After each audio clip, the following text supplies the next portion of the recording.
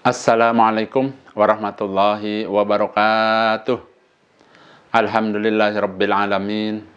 Asyhadu an la ilaha illallah wa asyhadu anna Muhammadan abduhu wa rasuluh sallallahu alaihi wasallam wa ala alihi wa ashabihi amma ba'da. Bapak Ibu yang dirahmati Allah, kembali saya akan menjelaskan beberapa hal yang berkaitan dengan pelaksanaan ibadah umroh. Kali ini saya akan menjelaskan yaitu mengenai apabila pada saat pelaksanaan ibadah umroh, yaitu saat tawaf di Baitullah dan saat sa'i di Safa Marwah, kemudian terdengar azan, apa yang harus dilakukan? Itu ya.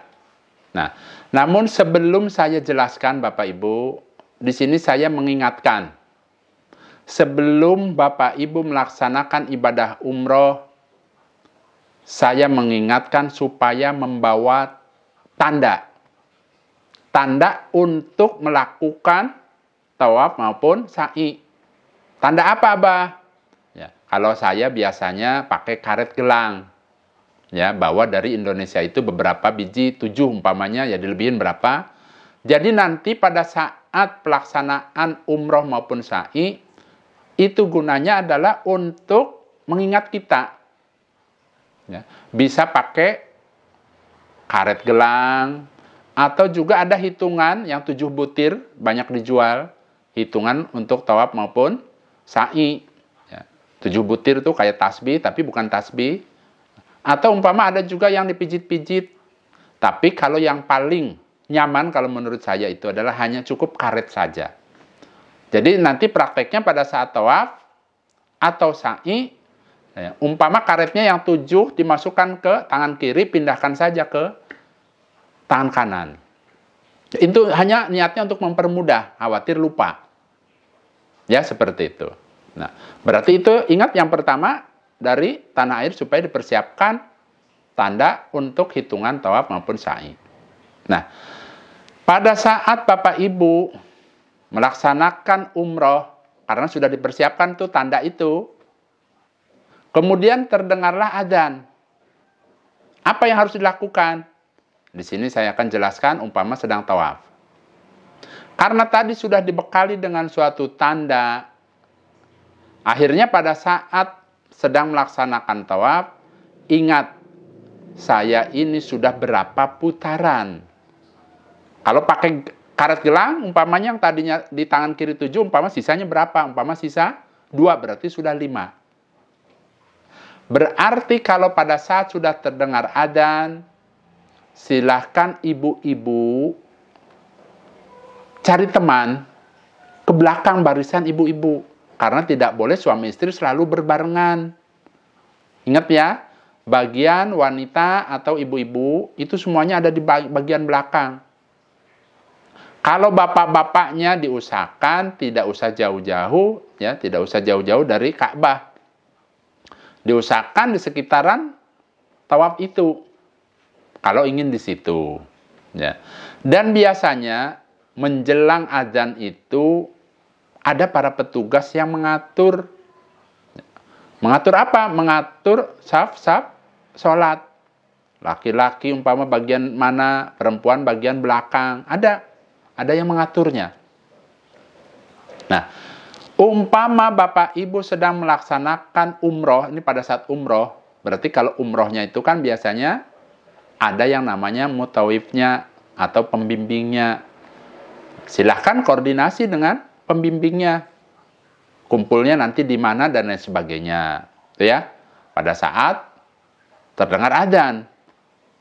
Nah, umpamanya Bapak Ibu sedang melaksanakan tawafnya itu tawaf sunnah atau yang namanya tawaf pamitan, tawaf wada.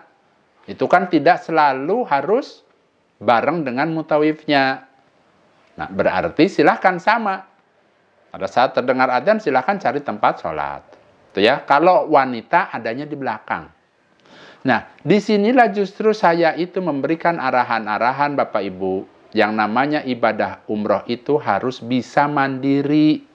Jangan terlalu kita itu ya terpaku kepada mutawif atau pembimbing. Tujuannya umpama ada hal-hal yang harus dikerjakan sendiri itu bisa.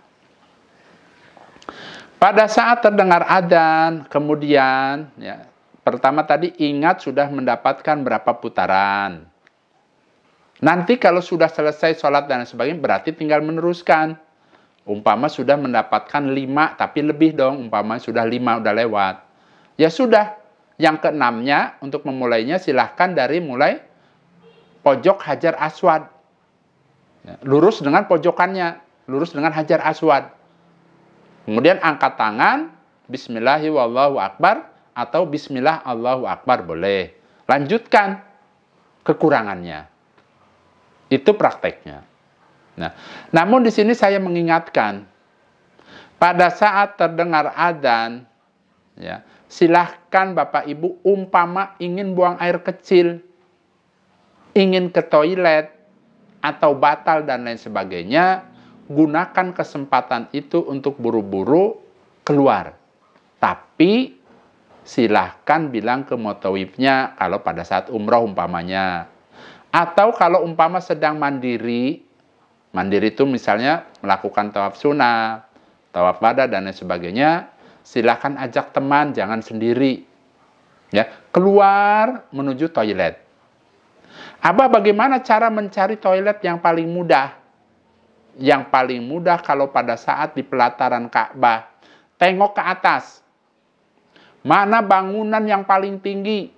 Insya Allah ada nanti bangunan yang tinggi namanya Tower Zam-Zam. Yang ada jamnya. Nah, pada saat Bapak Ibu sudah melihat ke atas, oh itu yang namanya Tower Zam-Zam. Arahkan, langkahkan kakinya menuju ke situ. Karena di situ ada toilet laki dan perempuan. Itu sebagai ancer-ancer yang paling mudah. Kan bingung tuh mau lewat mana nih? Umpamanya seperti itu. Lihat saja. Oh, posisinya itu berada di mana itu? Tower Zam-Zamnya yang ada jam besarnya. Udah. Langkahkan kakinya menuju ke arah situ. Itu ya. Nah, kemudian Bapak Ibu, kenapa saya di sini mengingatkan pada saat terdengar adzan, silahkan buru-buru ke toilet kalau memang sekiranya ingin buang air kecil. Karena nanti setelah sholat itu masih ada tahapan yang lama. Ya, sholat aja nunggunya lama. Biasanya insya Allah rata-rata 15 menit. Setelah adzan tuh ditunggu 15 menit insya Allah. Kalau sholat maghrib itu biasanya cepat, ya, sekitar 10 menitan lah, insya Allah setelah azan. Ya, kalau yang maghrib. Nah, begitu juga subuh biasanya ya kurang lebih 10 menitan lah, ya, setelah azan. Nah, insya Allah seperti itu. Gunakan kesempatan itu pada saat misalnya adzan terdengar, mulai adzan, udah buru-buru saja keluar untuk ke toilet dan silakan masuk kembali. Umpama dapat, ya, sholatnya itu tertinggal beberapa rakaatnya, silahkan teruskan. Tetap mendapatkan pahala berjamaah Bapak Ibu.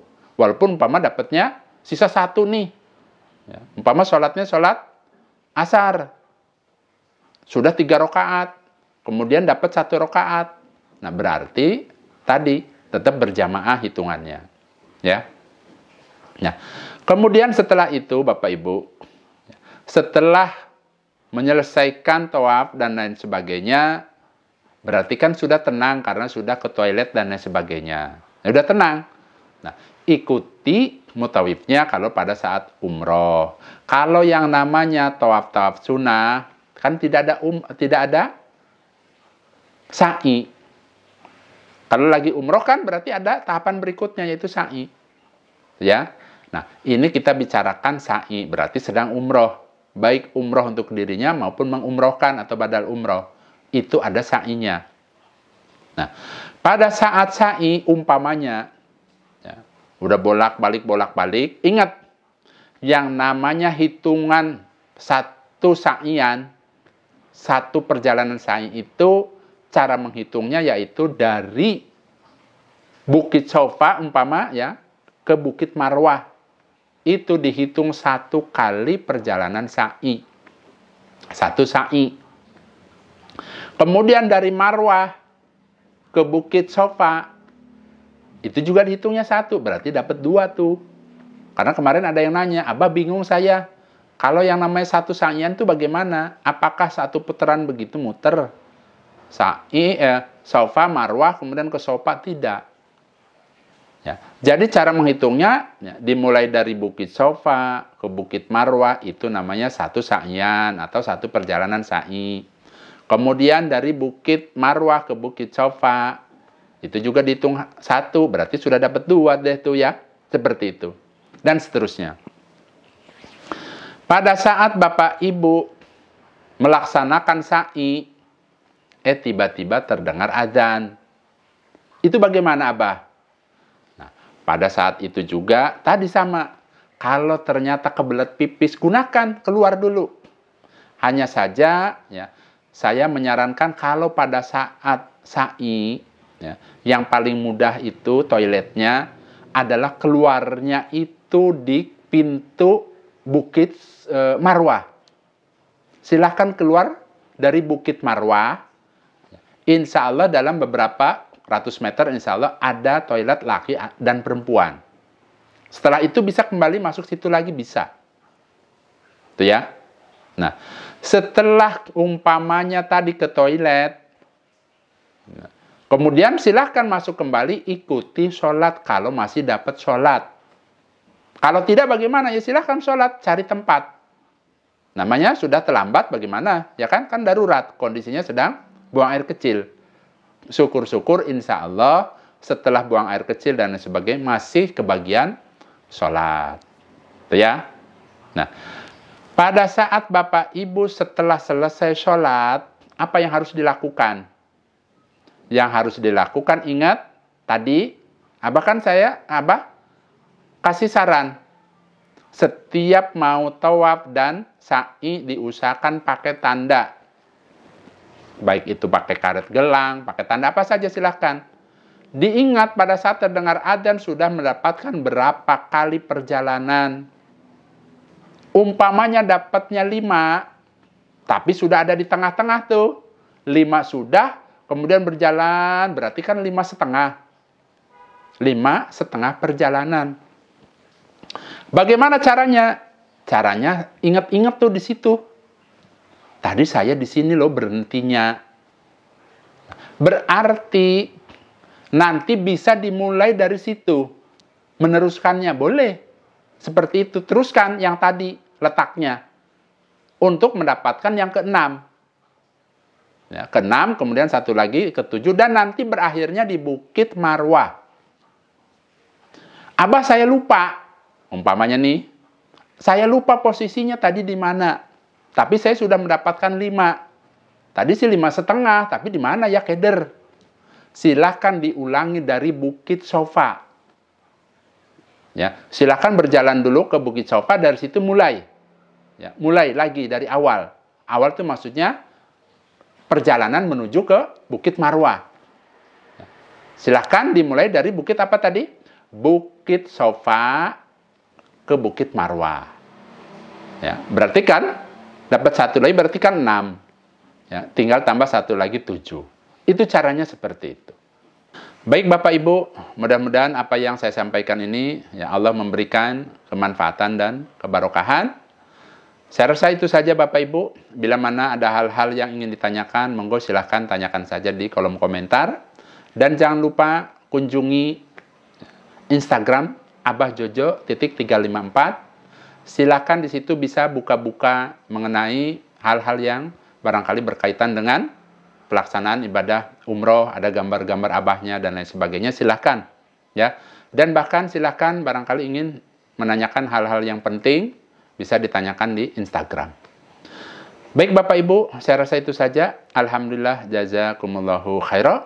Abah pamit Bapak Ibu. Wassalamualaikum warahmatullahi wabarakatuh.